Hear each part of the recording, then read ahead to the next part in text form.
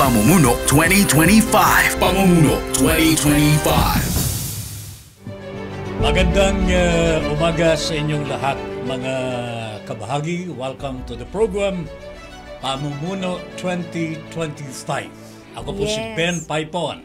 At syempre, yes, ako naman po ang inyong lingkod, Met Sanding Minion. Muli po, samahan niyo po kami dito sa ating programa kung saan nihimay natin ang mga plataforma ng mga tumatakbo ngayong eleksyon. And anyayahan na natin na tataben ang mga kapartners natin na maaari ho kayong makapanood at makapakinig dito sa ating programa. Sa mga nasa probinsya, nandiyan po ang DZTC Tarlac. Live rin po tayo sa DZLT Lucena, DWRN Naga, DWRL Legazpi, DZYM Mindoro, DWPR Dagupan, DYRB Cebu. Gayon din sa Dumaguete, nandiyan ang ating DYRM. At sa mga taga Bacolod, DYRL, DXOW dyan sa Davao, DXGZ Gerald Santos, DXOC Osamis, at DXCO Cagayan de Oro. at syempre, Met, meron din po tayong mga nanonood sa social media ho ngayon. Lalong-lalo na mga followers po ng ating special guest for today. Pretty sure na pagsabihan na po sila, manunood po sa atin. Yung mga manunood sa social media accounts po natin, please, huwag ninyong kalilimutan mag-like and share para sa ganun after this program, kung gusto pa ninyo manood sa susunod, madali na lamang po. So stay with us sa Facebook and Instagram ng Radyo Pilipino, sa YouTube po natin, Radyo Pilipino Media Group, at X, Radyo Pilipino, and website po natin, www.radiofilipino.com. Yan, ha? Oo, magparamdam kayo sa amin, mga kapartners, sa magitan ng ating social media para pag may time tayo, ma-shoutout natin sila. Oo. Okay. Alagay ko, ipakilala na natin yung ating special guest for today. Oo, naman. Maaga ko dito. Correct, oo. Maaga. Nagbukas ba siya ng istasyon? Ay, hindi naman. Maagang dumating dito sa ating himpilan. Alright, Okay. mga kabahagi, ito pong special guest po natin at kumakandidatong pang-senador is not new in politics. Yan. Alright, pero bago nating malaman po yung mga experiences niya as a politician, dapat po ninyong malaman na she is already 60 years old. Talagang bihasang-bihasa na ito, full of experience. True. Kayang-kaya po na niyang labanan ang anumang mga pagsubok na dumarating hindi lamang po sa kanyang buhay, sa kanyang pamilya, pero sa mga mamamayan. A 60-year-old lawyer and politician po ang ating special guest for today. And siya po ay isang prolific labor lawyer. Talagang palaging nananalo ito sa Supreme Court cases. Oo, ha? Kasangga ng mga manggagawa ito, partner, ha? Because he is the president of the Federation of Free Workers. Yan.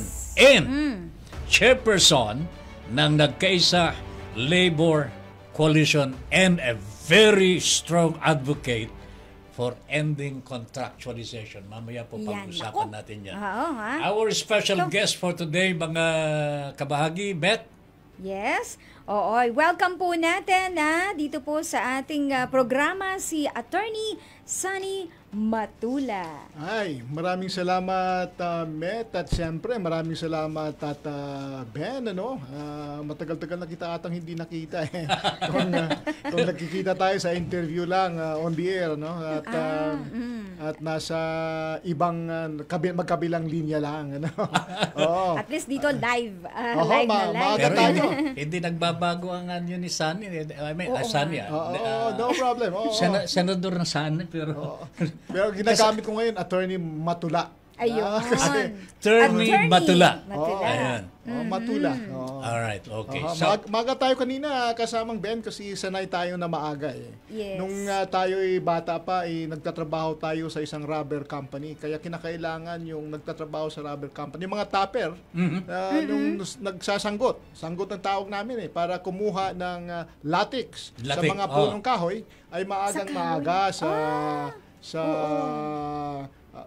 plantasyon ng rubber, mga alas 4. Kasi pag late ka na, ay nako, hindi ka na makakuha ng masaganang latex. Ganun pala Oo, yun. yung latex po ay parang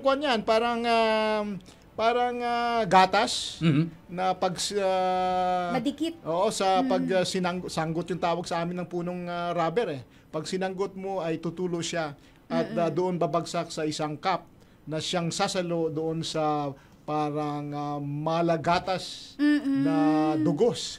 Parang manual talaga ang pagkuha. Oo. Walang makinang ginagamit. Oo, dapat maagang-maga. Siguro darating ang panahon na makina na. Pero sa Yes. kasalukuyan ay manual pa. No? alright. Sa mga nanonood po sa atin at nakikinig sa mga sandali ito, si Attorney Sunny Matula ay tubong Agusan del Sur. Oo, pero sinilang po ako sa Maguindanao. Maguindanao mismo. Oo, Maguindanao del Sur ngayon, sa Sultan sa Barungis. Ay nasali po tayo doon sa tawag nila Bakwit. Mga evacuees. Oo, Dahil nalipat ng sa- lugar. Dahil sa mayroong bloody war in the 1970s. Oo. Kaya yung mga Kristiyano sa Maguindanao Lumipat sila. ay lumipat sa northern part ng Mindanao. Pero nagpapasalamat kami sa mga kaibigan naming sultan doon sapagkat pinoprotektahan niya kami nung panahon ng naglalaban yung Matindi yung noon. mga black shirt at ang mga Correct. ilaga Ang mga ilaga ay mga Christian group although questionably naman yung Christianity nila. At yung black shirt ay Muslim although questionably naman yung kanilang pagka-Muslim. So at least Opo. naintindihan po Oo. ninyo mga kabahagi ang pinagmulan ni Sunny. Oho. You will realize that Sunny hindi po mayaman ito Oo nga. Oho. Yung aking mga magulang ay nag-umpisa mga po ito landless bilang farmers galing newsboy sa Negros. Oo nga. Di ba Nagtitinda po kayo ng nagtrabaho? dyaryo noon. Oho, sa Butuan City. Ilang taon kayo noon? From attorney? 1978 to 1982. Sinabi mo na yung edad ko. Ilang taon kayo Kabe, noon, no? attorney? Ay, siyempre, pagka-graduate mo ng elementarya, di ba, 8-year-old ka pumasok, so plus 6 years, 12-year-old ako, no? Plus Aba, 4 hanggang 16. sa murang edad. Pero no? tignan mo naman, Oo.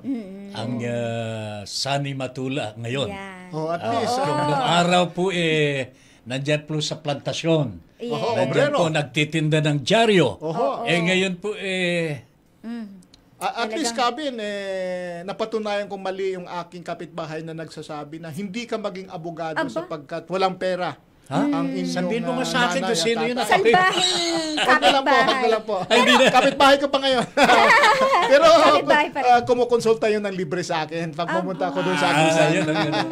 Ngayon nakakalibre siya ng Oo, konsulta, oo. no? Pero dati hindi siya naniniwala na maging abogado ako kasi walang pera daw yung aking mga magulang. So, ibig sabihin yan ay hindi hadlang. Yung pera, ang pagkawala ng pera sa pagiging abogado. So, maaari kang maging abogado na walang pera ang yung mga magulang. Siyempre, sipag at tiyaga lang yan, sabi na yung aking kaibigan. Nagsikap talaga, no? Para maging isang ganap na abogado and na tagapagligtas na ngayon. Ay, tagapagtanggol. Tagapagtanggol. Ng mga Manggagawang inaapi. Yan. Oo. Pero you started as a labor leader no magtapos na po kayo ng abogasya. Nung sa Mindanao State University ako na nag-aral sa kolehiyo, nagkaroon ako ng scholarship, kaya libre. At siyempre may allowance pa, may pamasahe at board and lodging at libre yung aming mga libro. May mga pagkakataon na nag-exposure kami sa Lanao del Norte, sa Alala, sa Kapatagan, at sa Lanao del Sur, no? May mga bahagi nito. At na-expose ako sa mga manggagawa na kasapi ng Federation of Free Farmers. Okay. At doon naman sa Industrial City sa Iligan ay nandoon yung Federation of Free Workers. Kaya nung kami mga estudyante pa ay nagkaroon ng exposure sa Federation of Free Farmers at saka sa Federation of Free Workers. Kaya yung aming buhay estudyante ay nakababad na sa kilusang paggawa at sa mga magsasaka. So how long have you been with the labor organization? Doon sa Iligan, 2 taon. Pero nung dito na sa Metro Manila ay 1993 nakapasok ako sa Federation of Free Workers, but before that from 1987 to 1990 ay nandun po ako sa La Ignaciana Apostolic Center. Ngayon ay tinatawag na Institute of Social Order sa Ateneo. Yun po ang social apostolate ng mga Jesuita. Ibig sabihin ay sa mga magsasaka at mga manggagawa ay tinutulungan nila na mag-organisa ng asosasyon o ng union ng mga manggagawa. Doon ako na-expose sa mga Jesuita, sa kanilang social teaching, sa mga rerum de barum na yan. Yes. Na laborum exercens. Oo. Pareho kaming na-expose. Pati ikaw. Kaya tayo hindi na nakaalis sa labor movement sapagkat na in love na po tayo sa kilusang paggawa. Alright. Mga kabahagi, I think sisimulan na po natin itong malaman na diskusyon natin tungkol po sa mga adikain po ng ating special guest. Pero bago yan, for today. Tata Ben, siguro kailangan natin muna mag-pause for a break, no? Para dire-diretso na tayo mamaya dun sa mga maiinit at talagang mga issue. Ang daming mga issue sa mga manggagawa ngayon. Yes, diba? ha? At maraming interesado dyan, no? Kung ano ang mga isasagot ng ating guest for today. Ayan, so tutok lang ho kayo, mga kabahagi. Magbabalik po ang Pamumuno 2025 pagkatapos po ng ilang mga paalala. Pamumuno 2025. Pamumuno 2025. Alright, balik tayo mga kabahagi sa ating Pamumuno 2025 dito po sa Radyo Pilipino. Napapakinggan po tayo sa buong Pilipinas. Yan, oo. Sa pamagitan po ng ating mga radio station sa Tarlac, Lucena, Naga, Legazpi, gayon din sa mga parte ng Cagayan de Oro, no? At Mindoro, kumbaga Luzon, Visayas, Mindanao, mga kabahagi.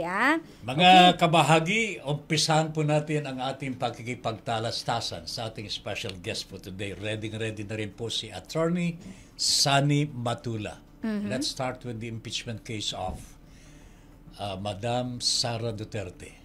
Ano ang stand po ninyo dito? There is already a case filed before the Supreme Court urging the Supreme Court to ask the Senate to start the impeachment trial. Anong stand po ninyo dito, Sunny?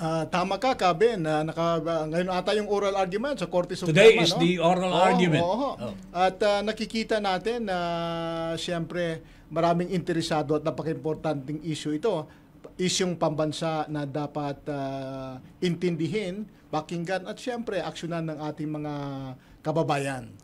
Para sa akin ay na-file na po yung impeachment sa Senado at ayon sa Section 3, Article 11 ng ating konstitusyon ay nagsasabi na siyempre kapag na-file na yung impeachment, article impeachment or your complaint ay maaring itutuloy na ito. At ang sabi nito ay trial shall forthwith proceed, Commence without delay. Yun ang sabi ni Justice Carpio. At ngayon sabi ni Speaker, ni Senate President ay maghintay pa after the zona. So parang matagal na yon, limang buwan na ang dadaan, ang lilipas, kaya hindi yan forward.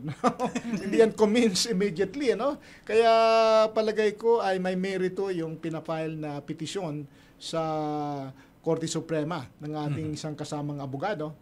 Pero ganun pa man ay sana ang ating Vice President ay mabigyan na ng pagkakataon para magkaroon na maipakita yung kanyang depensa sa complaint laban sa kanya. Kasi actually this is very favorable to the Vice President.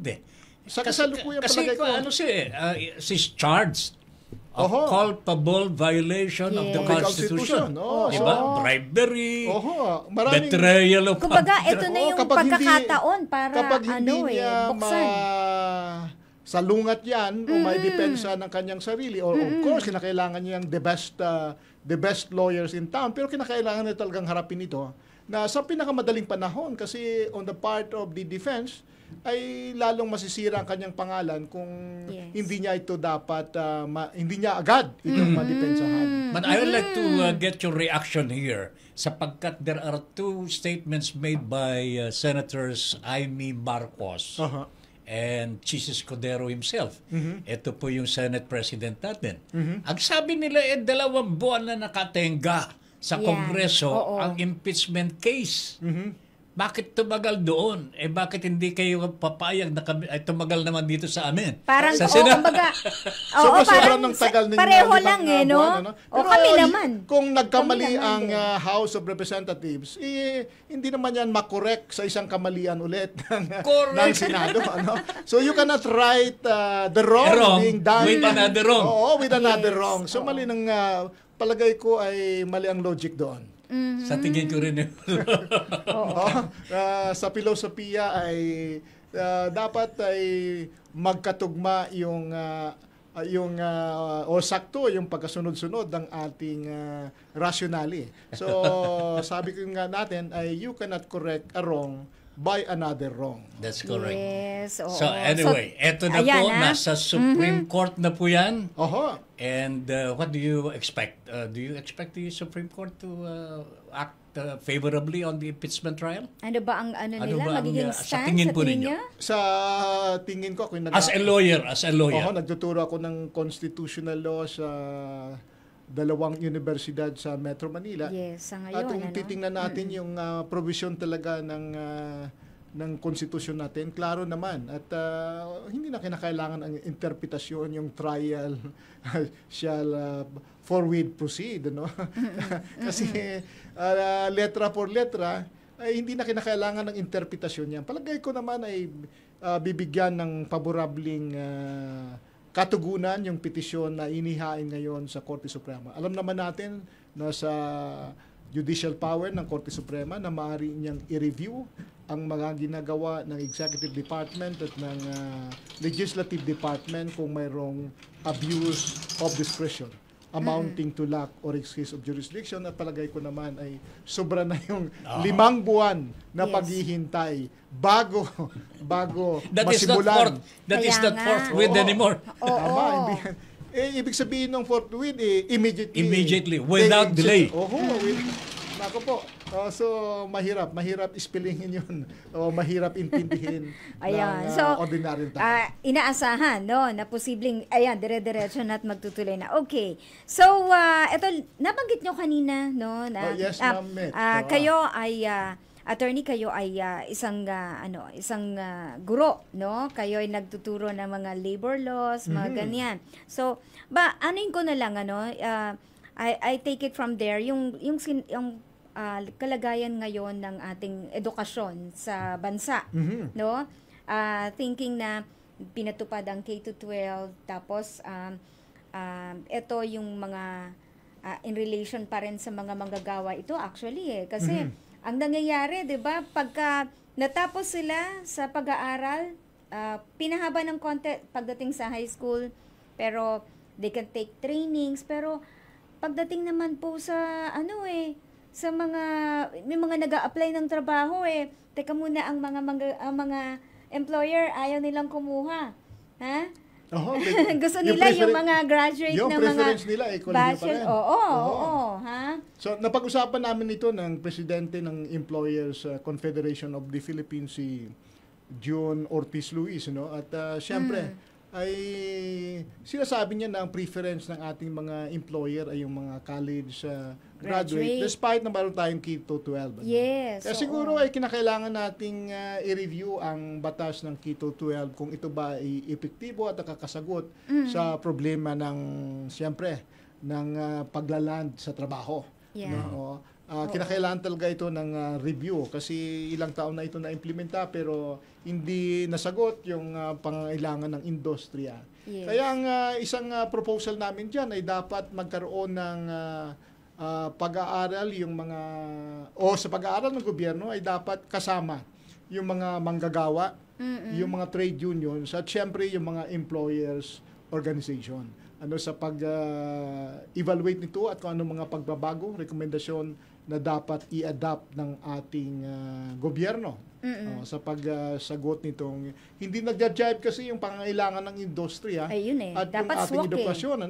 Tawag mo na ni Secretary Benny Laguesma, yung mismatch. Yes. Mismatch. Yung pinoproduce na mga graduates natin ay hindi angkop sa mga trabahong kinakailangan ng ating mga industriya sa bansa. Saka napapansin ko, at ano yan? Ang napapansin ko katulad ng araw, as it was in the beginning, is now and ever shall be world. Parang ganun Parang familiar sa akin yan. Yung pagtuturo kasi, ang napapansin ko dito, para tinuturuan po tayo maging slave. Parang tayo manggagawa. Hindi tayo tinuturuan para mamahala ng isang negosyo. Maging entrepreneurs. I think this is the problem here. Isa yan sa mga problema natin. Ang curriculum po natin, hindi angkop sa pamamahala. Kung hindi, bilang manggagawa. Isang problema pa kasamang Ben, yung kinakailangan ng industriya. Yung halimbawa mga welders, maraming kulang na welders ngayon sa ating mga kompanya at mga empresa. Yung problema naman dyan Ben, ay halimbawa yung mga manggagawa dati sa National Steel Corporation, ng mga skilled workers na nagsara, ay hinayin ng mga Malaysian at nandun na sa Malaysia. Naku, nasa ibang bansa na. Ibang bansa nang nakikinabang. Yun ang problema Nasa Saudi Arabia na, no? Oo po. So dahil napakababa naman ng sahod sa Pilipinas. Ayan na. Naku, pumapasok na ang sweldo. Magandang dito tayo punto papasok, yan. attorney. Sweldo. Napakahirap pag ganyan ang buhay. No? Yes, What do you think? Meron po bang pagbabago sa buhay ng mga manggagawa nung panahon na kayo yung bang tumatatag pa lamang bilang labor leader? Yes. Nung araw meron po tayong mga tinatawag na collective bargaining agreements. Tama kami. Meron tayong karapatan mag-union. Tama, Sa ngayon po ba meron pa ba niyan? Nandiyan naman yan sa ating konstitusyon. Nasa batas natin Pero, po yan. So, yung pero dyan, nangyayari ba? Yan ba ang realidad, di ba? Anong realidad niyan? Tell us. Nako, yung pag-uorganisa ng union ay mas lalong bumaba. Bumaba yung numero ng ating mga manggagawa na kasapi sa union. So, mga less than 10%, mga 7% lang ata ng mga manggagawa ang kasama sa union. Pero ang isa pang napakahirap intindihin ay almost 300,000 lamang na mga manggagawa ang may collective bargaining agreement. Yung iba hindi Is saklaw. that small enough, very small portion of the labor force in the country? Of course, kasi yung ating labor force sa Pilipinas ay mga abot na yan ng 55 hanggang 60 million Pwera pa yung Tapos nasa yung ibang maaari bansa. nating maorganisa, yung mga salary workers ay mga 20 million to 30 million yan. Oo. Pero Sunny, Kung 300,000 lang, Yes. napakaliit na bahagi ng ating workforce ang nakapag-enjoy Talaga. ng collective bargaining. Totoo yan. Kaya yung ating kampanya, Kaben, ay hindi lamang na manalo pagka-senador, kundi ang ating kampanya rin ay dapat ang manggagawa ay ang mag-organisa rin ng union. So, ginagawa nating platform itong eleksyon sa dalawang goals, Yes. Manalo sa eleksyon, mapalaki ang organisadong manggagawa sa Pilipinas. So, para bagang hitting two birds in one stone. Ano? Kasi sa panahon ng eleksyon, parang piyesta yan. Pinag-usapan ang mga issue. Kung hindi natin madala yung issue ng mga manggagawa, yung issue ng mga manggagawa ay maiiwan. At kung hindi natin may kayat na mag-organisa pa ang mga manggagawa, at may karapatan silang mag-organisa, maiiwan talaga yung mga manggagawa. Kaya ito po ay panahon na mapag-usapan ang ating panalo na manggagawa sa Senado, mag-organisa ang mga manggagawa at siyempre mapag-usapan ang mga isyo na hinaharap ng mga manggagawa. Ito ang gusto ko sanang mangyari, Kasani, with you as our senator there. This is not going to be the first time meron tayong labor leader. Yun na meron talaga magsasalita. Blas Ople. Si Blas Ople ay champion yun ng labor at saka si Ernesto Herrera. Ng PUCP. Pero ngayon, Sunny, because you are now running for senator, pang-senador po namin from the labor force, no? Maipapangako mo kaya sa amin ngayon na pagka ikaw ay nanalo bilang senador namin, ang mga manggagawa sa buong Pilipinas do not have to beg for their minimum wage. Tama yan na kasamang Ben. Dapat hindi magmamakaawa ang ating mga manggagawa. Sapagkat ang mga manggagawa naman ay entitled doon sa tinatawag natin na family living wage. Correct. Family ang tinitingnan ko kasamang Ben ay si Lee Kuan Yew sa Singapore. Si Lee Kuan Yew ay abogado ng mga manggagawa, abogado ng trade union sa Singapore. Nung pumasok siya sa politika, ay yung Singapore ay isang sleepy fishing village yan. Parang third world countries. Noong 1959 ay naging mambabata siya, naging kasapi ng parliament, naging prime minister noong 1959. After 25 years, naging first world. Gumanda. Takbo na ekonomiya ng Singapore. Yes. At siyempre, mataas ang sahod ng mga manggagawa sapagkat priority niya ang mga manggagawa. Napakalakas ng social security protection ng mga manggagawa sa Singapore hanggang ngayon. At napakalakas po ng trade union sa Singapore. At mayroong member of the parliament sila. Lahat ng mga government bodies ay may representante ang mga manggagawa. Actually, maraming Prime Minister. Maraming Pilipino, mga OFW ang nasa Singapore. In other words, Senator Sunny. Sana magdilang ang hilta kasamang Ben. Dapat lang bago tayo mag-break. Pamumuno sa 2025. Correct. Ang gusto kong sabihin, Senator Sunny, pagkabusog ang manggagawa, malusog ang ekonomiya po. Tama po. Sapagkat tingnan mo kasamang Ben, kung may salary increase sa ang mga manggagawa sa Pilipinas, hindi nila yan dadalhin sa Singapore at manunood sila ng Taylor Swift, or pupunta sila sa Chicago at manunood kay James LeBron ba? Doon pagagastusin, Dito gagastusin yan. Basta mga manggagawa dito gagastusin sa Pilipinas. Pero ito, tanong ko lang, attorney, bago tayo mag-break, paano nyo makukuha ang suporta ng mga kapitalista, ng mga negosyante, 'di ba? Mga employer. Kasi sinasabi pagka isang labor leader, more on more on manggagawa. Of course, kailangan natin ng balance din. Bago mo sagutin yan, Tony. Bago mo sagutin yan. Sige, mag-break muna tayo. Okay. Pag-isipan mo natin yan. Ibitin natin yan. At least mag-iisip ako. Alright, mga kabahagi, let's pause for a while. Meron tayong ilang mga reminders dito po sa ating Pamumuno 2025. Pamumuno 2025. Pamumuno 2025. So, balikan natin yung question na bitin, Tata Ben. And again, ang ating guest for today, ayan, si Attorney Sunny Matula. Okay? Attorney, yung nabitin ko na question is, paano mong makukuha ang suporta ng mga kapitalista, thinking na ikaw po ay kilalang tagapaglaban, para sa mga manggagawa? Siyempre, napaka-importanting tanong yan, Ma'am Met, kaya ulit si Lee Kuan Yew ang nasa isip ko, Siya po ay labor leader. Siya po ay tagapagtanggol ng mga manggagawa, yung mga bus driver, yung mga post workers sa Singapore during his time. Ay siya ay naging Prime Minister sa Singapore. At nakita mo ba na very friendly to investors ang Singapore?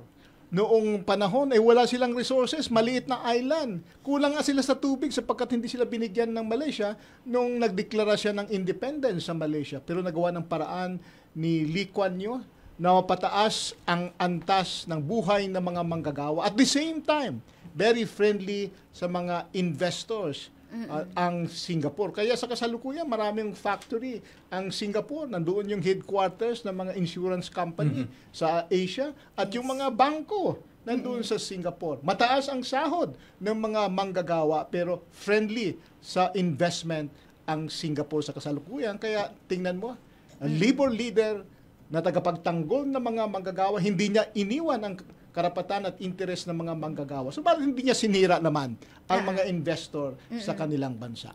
Yes. Mukhang nakikita ko, hindi lamang magiging senador ito eh.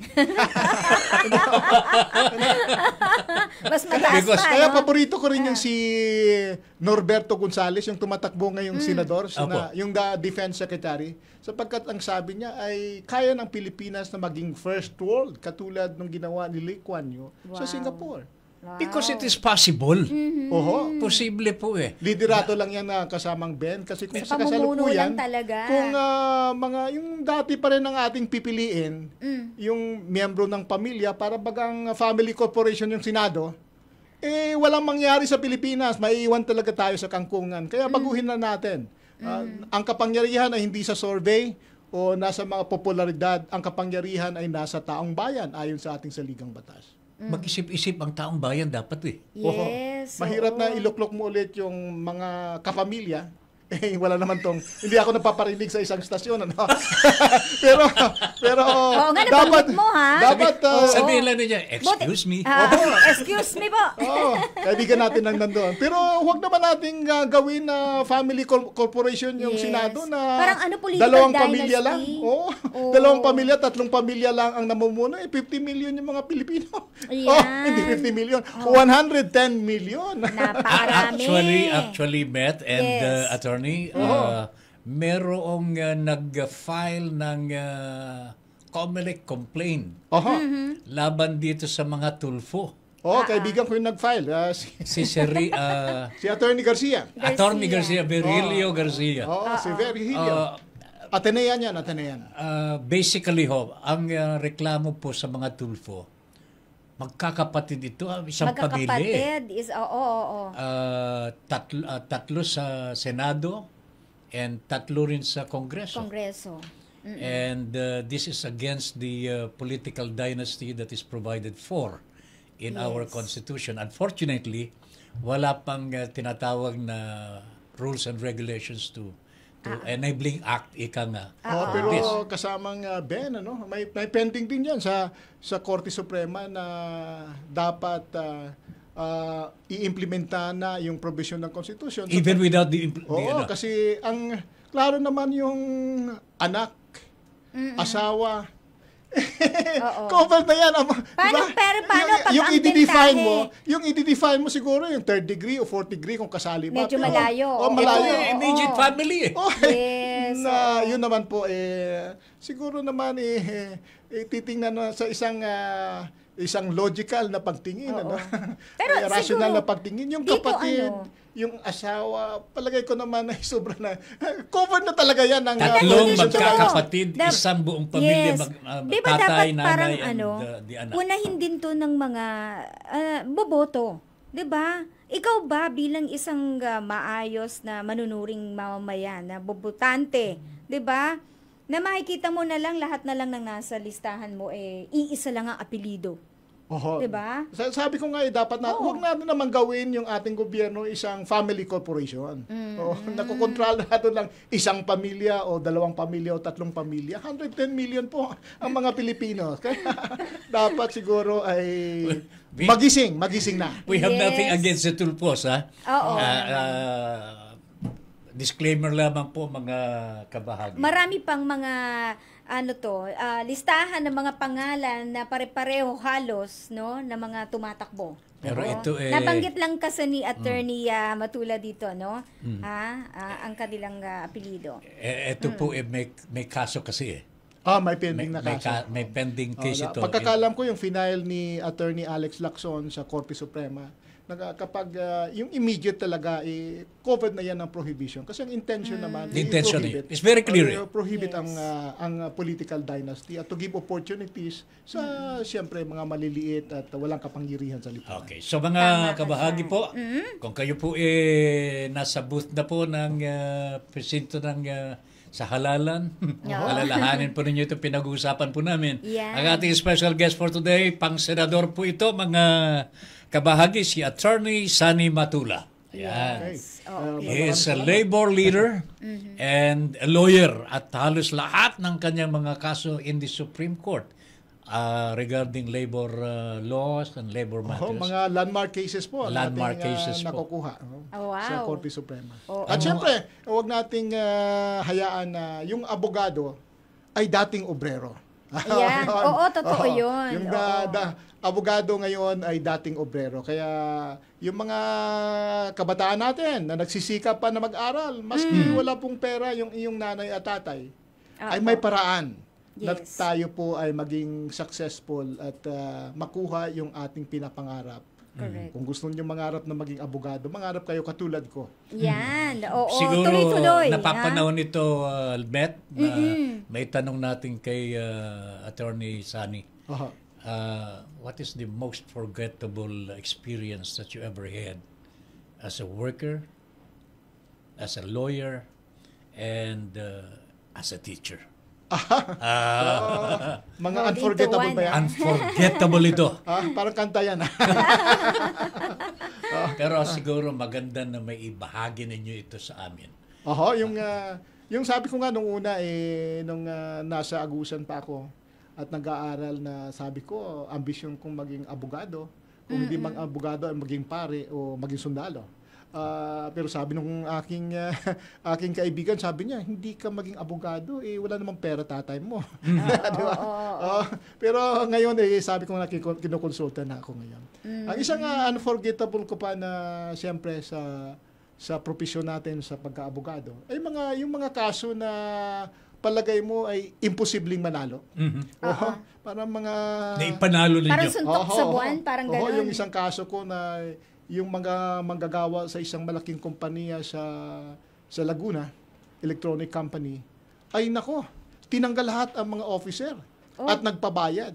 Oo. Yung aming kaso panalo kami sa Office of the Secretary, pero natalo sa Court of Appeals. At kinakailangan kong pumunta sa Korte Suprema. Yung problema ko ngayon ay walang pipirma kasi nagpabayad na yung mga opisyal. Opisyal na kasi mayroong illegal strike na nangyayari, ay tinanggap na nila.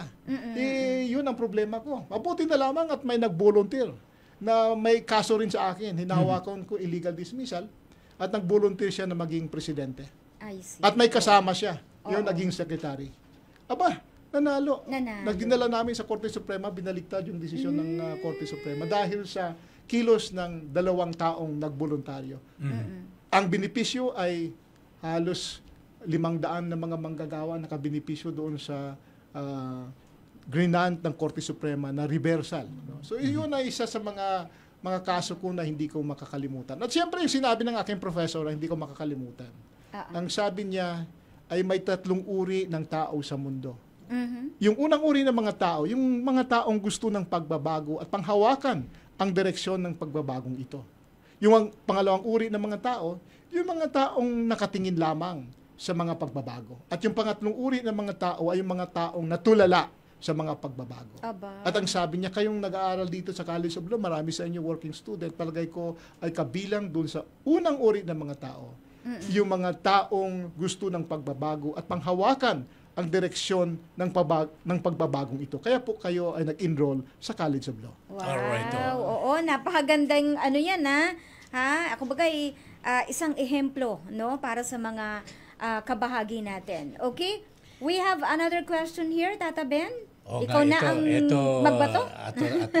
Attorney, nalalapit na tayo sa ano sa Sa dulo. Sa dulo. Nang walang dulo. hanggan. Sa dulo ng walang hanggan. Oo. Tapos na yung unforgettable experiences Okay. ninyo. Yan. Tapos na po yung mga pananaw ninyo sa mga iba't ibang problema na nangyayari sa ating bansa. Sa tingin po ninyo, bakit kayo iboboto bilang senador ng ating mga kababayan? Ay, siyempre, ganito yung kabin na Ati Meto, no? Ito ay voluntaryo natin, no? Voluntaryo tayong tumakbo sa halalang ito. At sinasabi ko palagi, kung nagbo-voluntaryo tayo, ay may kapasidad naman tayo. Hindi tayo ikahiya ng mga manggagawa na maging tagapagtanggol nila sa Senado. Sapagkat tayo po ay abogado na dating obrero. Kaya alam natin yung buhay ng mga manggagawa at sitwasyon ng mga manggagawa. Abogado na naging dating obrero at siyempre alam natin yung batas. Ayun. At alam natin yung paggawa ng batas.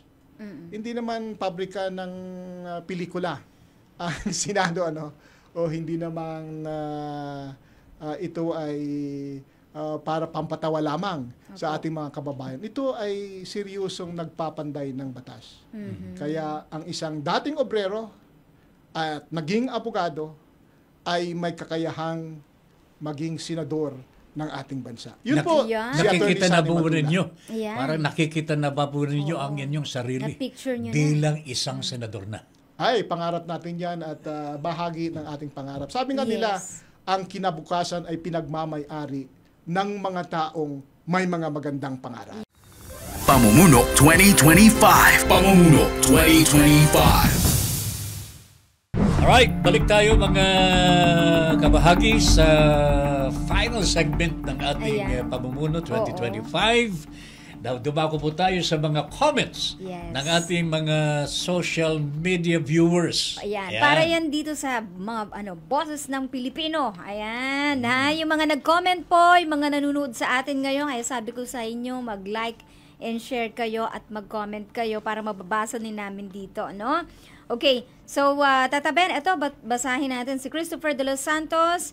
Ang sabi niya, ang dapat po isali ang taong bayan sa lahat ng plano ng gobyerno, tulad ng nabanggit ni Attorney Matula kanina, no? Kasali dapat ang taong bayan. Okay? Meron pa si Alexander Galang na Voa Jr. Good morning. Oy, nanonood sa atin. Saan kaya si Alexander ngayon?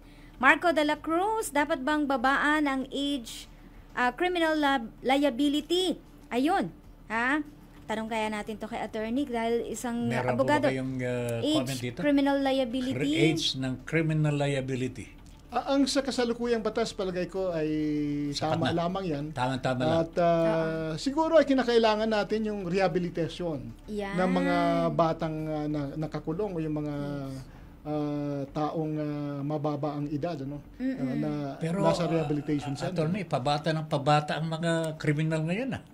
Oho, so, Recently, 15 years old, nahulihan ng baril. kinakailangan Mga talaga ng i-address yan ng ating pamahalaan. At ang isang palagay ko, dahil yan sa, siyempre, yung kahirapan sa ating buhay, ang iba ay na puwersa.